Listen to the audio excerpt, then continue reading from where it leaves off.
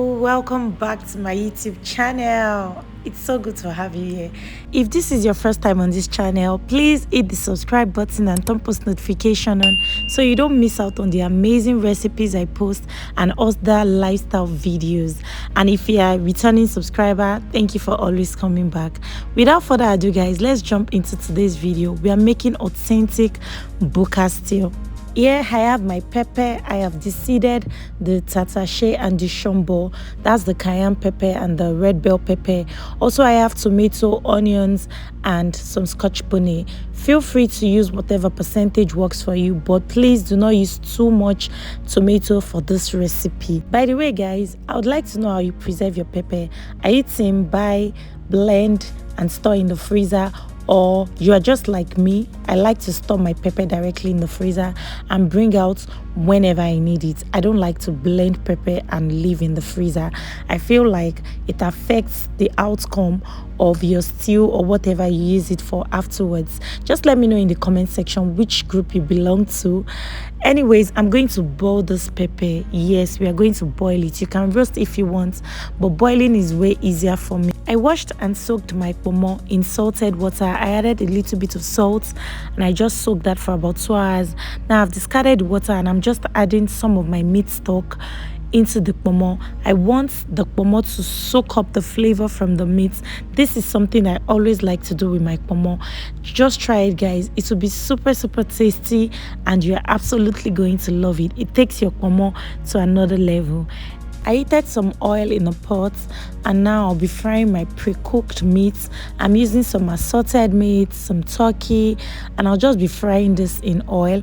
It's Buka stew of course, so yes, I'm frying. Feel free to skip this if you don't want that, but this is what I'm doing. I like to always boil my pepper before using it to cook because it helps build flavor guys. It is absolutely amazing. It makes all the difference. So I like to always do this. Now I'm just transferring my boiled pepper into a blender jug so that I can proceed to blend. If you are using a blender that doesn't have any form of opening like this, then you have to wait for the pepper to cool down before you blend. But mine has an opening and I can just go ahead to blend right away. Now we are going to check on our protein just to ensure it fries properly on both sides. The next thing to do is to give this video a thumbs up. Yes, please like my video. It helps my channel do well. So please give me a thumbs up and hit the subscribe button if you are yet to.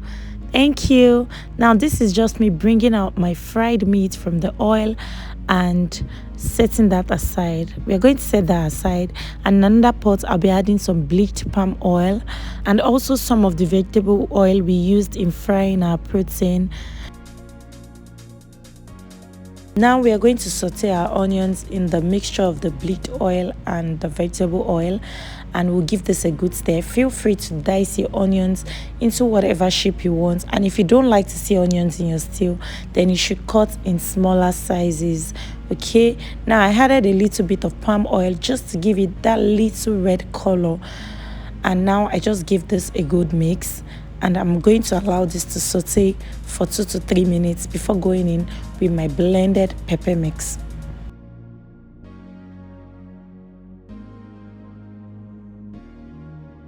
Give this a good mix and add some water to loosen the pepper up so it's not too thick.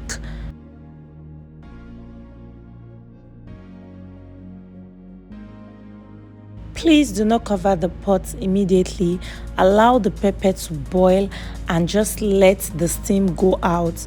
If you've seen where they make Buka stew, the local canteen and the rest, you would notice that it's always in a big pot and it's always open. Yes, let that steam off. Don't cover the pot yet. Now I'm going to be adding in the pomo that I've soaked in my meat stock, and also the tough part of meat like the shaki, cow leg, or any other part of meat that you just think is tough and you want it to be very soft. For Buka stew, it would be nice to have really soft meat that nobody is struggling with. So the best thing to do is just to add it in at this point and allow it to cook. After cooking for 10 to 15 minutes, I seasoned with seasoning cubes and some salt, and also give this a good mix. I added some of the meat stock into the stew, and after this I went in with my fried beef. The beef is not too tough, and so it's coming in at this point. It's important to know when to add each type of protein at every step of your cooking, because you don't want this protein too soft and you don't want it tough. So I added my meat now and I allowed this to cook. I've not added the turkey because it is really soft and I don't want it too soft to the point of breaking into the stew. So the turkey will be the last thing I'll be adding. My Buka stew is almost ready, guys, and now I added in my turkey.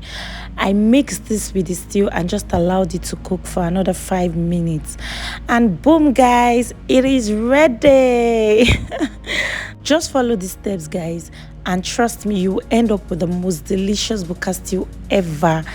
Guys, just take a look at how good this looks. You can eat it with bread, amala, ewedu, white rice and dodo. The choice is yours. If you're yet to subscribe to this channel, please hit the subscribe button, give me a thumbs up, and just drop a comment for me. Till I see you in my next video. Bye.